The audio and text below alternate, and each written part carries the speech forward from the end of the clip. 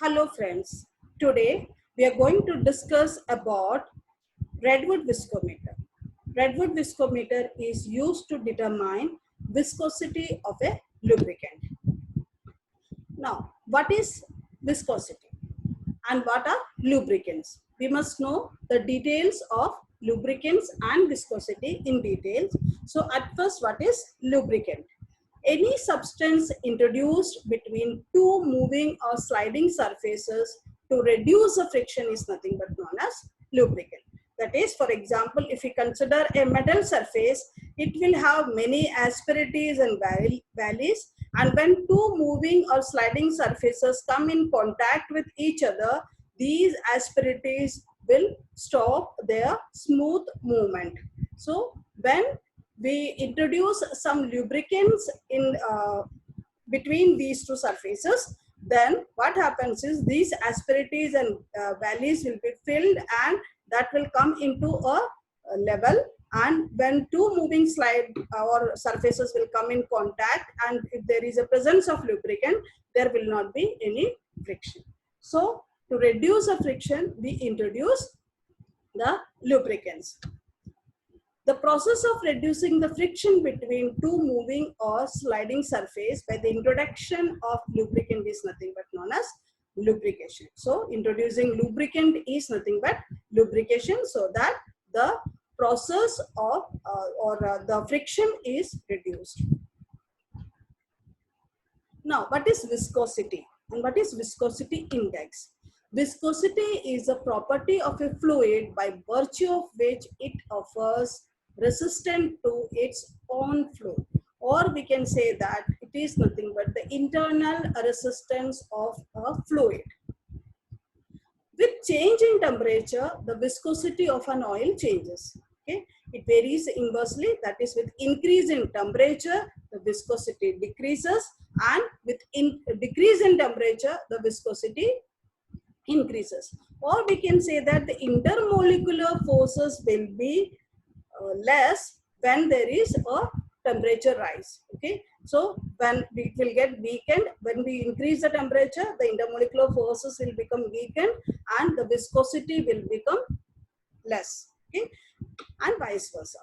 Now, the rate at which the viscosity of the oil changes with temperature is nothing. It can be measured in terms of viscosity index.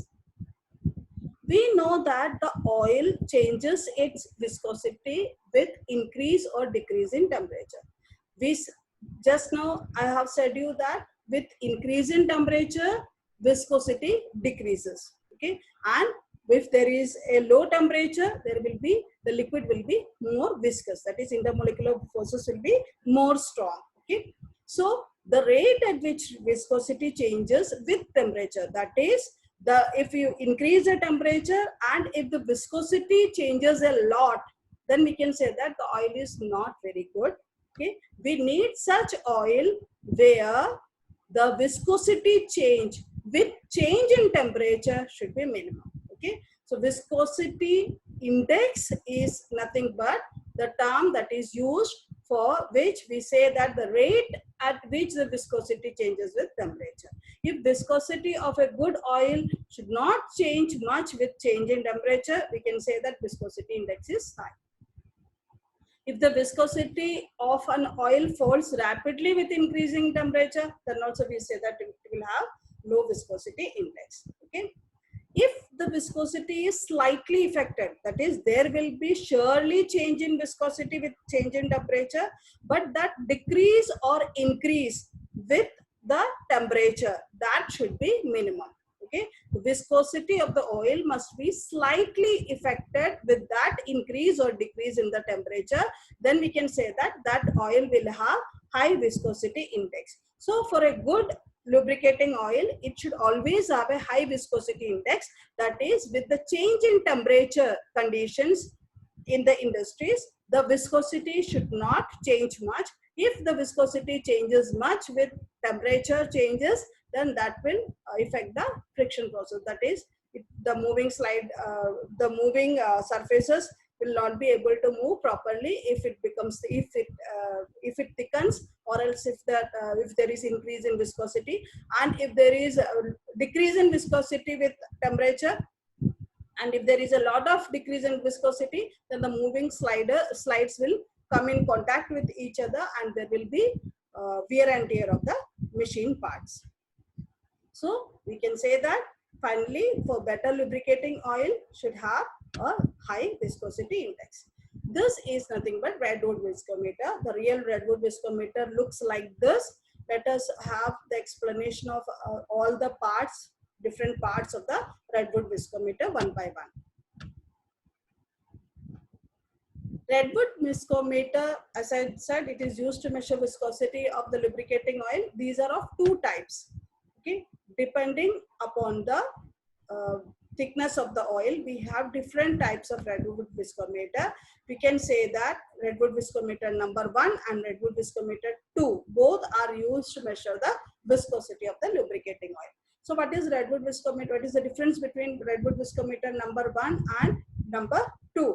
That we have to discuss it. The difference is mainly the size of the agate jet. Okay, so let us see what is that. It is used for determining viscosity of thin lubricating oil. Redwood viscometer number 1 is used for determining viscosities of thin lubricating oil. Thin lubricating oil means its viscosity is less, so it can pass through an orifice of smaller diameter.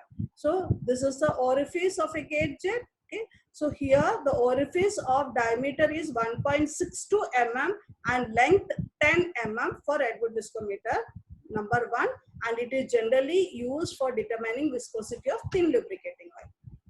In case of redwood viscometer number 2, this orifice is of 3.8 millimeter and length of diameter is 3.8 millimeter and length is 15 mm. Okay, that is, it is used for measuring the highly viscous oils or thick oils whose viscosity is high, so it needs a bigger diameter orifice. Now let us go for the construction part. We are discussing here the redwood viscometer number 1, which is used for measuring the viscosity of the thin oils.